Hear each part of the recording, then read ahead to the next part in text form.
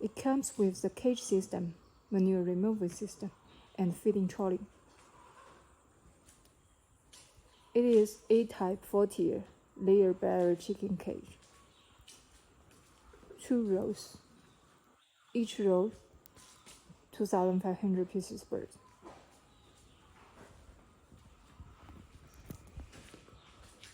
Here is the manure removal system. The manure belt will collect the manure outside of the chicken shed completely to the back. Here is the cage parts. It is 4-tier chicken cage.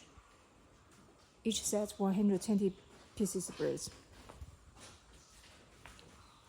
So each set we have 1, 2, 3, 4, 5 cells. Each cell we can place 3 birds inside.